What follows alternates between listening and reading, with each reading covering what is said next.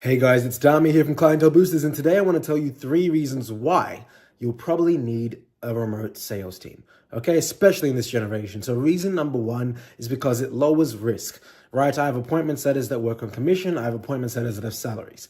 When you are working with someone remotely, especially if you follow the steps throughout this course, then you'll be able to bring someone on to help you generate leads for your service-based business, or if you're selling a digital product like this, or if you're selling an info product, or different kinds of offers online, or even if it's a product in and of itself, they are going to be able to be happy to work off commission if you do it the right way. So you're lowering risk instead of paying someone, even in Australia, a very, very low salary plus commission or fully commission, where they are less incentivized to work as hard, right? When someone's working for you overseas, they are excited to work with an international company. Think about it. If you got an email from someone in the US or in Europe saying, hey, I have an opportunity for you. You're going to be able to sell X amount of luxury real estate in this part of the world. Is this something you'd be open to? It's commission only, but the average property sells for $100,000 or $1 million.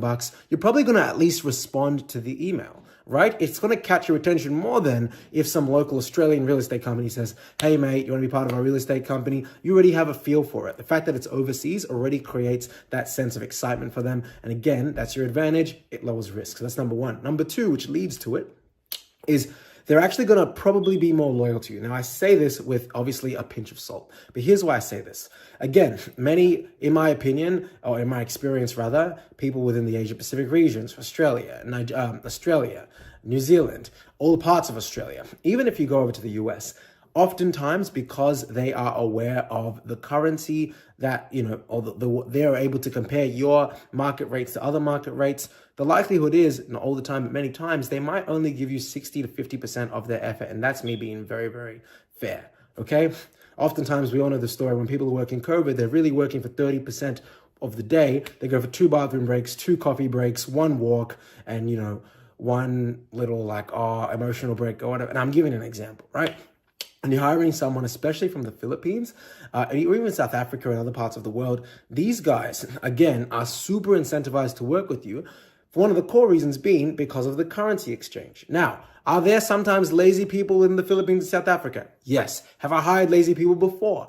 Absolutely. I'm not saying that you're not going to make that mistake, but I'm showing you that the reasoning why they are going to be more incentivized is because, $5,000 in Australia is worth multiple 6 figures worth of pesos, maybe even 7 figures worth of pesos in the Philippines, right? So again, at the end of the day, currency exchange is a thing. And oftentimes because of that, they will be getting compensated so fairly in their own currency that they will want to work harder for you. They will want to keep their job, right? And that will create that sense of loyalty. And loyalty is going to branch off into the third thing, which is scale and leverage. Right now, for my own agency, I have 3 other salespeople plus myself. Right? In the past, I have brought on people within Australia, and there's nothing wrong with that. It's 2024 March. We're probably going to bring on some Australian salespeople as well, probably within somewhere around the tail end of Q2 or Q3. Now, the great thing, though, about having an offshore sales team is leverage. So, for example, for Quasar Central, my production company, we have 2 main recruiters. They've been recruiting for Quasar for over a year and a half nearly. They understand how to recruit, how to negotiate, how to handle objections, because they are so trained and versed in how we resolve problems for that company. So what happens? I give them now opportunities in one of my events / nightclubs, Culture Club, right? Oh, we're low on ticket sales, no worries. I'm going to chuck in my guys from Quasar. They're going to go out there and message 100 people. They're going to handle these objections, etc. It creates leverage. So you're able to create hierarchies a lot faster than, again, this is relative, but in my experience, at least a bit faster than training up one salesperson in the office where you're paying for the rent, you're paying for their coffee, you're building a relationship with them, which is what you're still going to have to do with your virtual assistants. You're still going to have to create the relationship with them. But the time is expedited because, again, a lot of them are hungrier. They're going to want to pick it up faster, and they're going to want to elevate to leadership positions. So that's another thing that we'll talk about, how to build a leadership structure for them so they can feel like they're ascending, right? And they're encouraged and incentivized to move throughout that career progression, right? So career progression is super important. And in fact, that's part of interviewing the virtual assistants that I've talked about earlier, or I'm going to talk about depending on which video you're watching, but that's where I talk about how to ask the right questions. And part of the right questions is finding out how they're incentivized, right? But yes, you're able to build leverage. So In my own agency, we have an appointment set that's been appointment setting for my agency for now over 12 months. We have different salespeople, two beautiful ladies and one incredible man, right? They're all super versed. They've all been working with me for a while.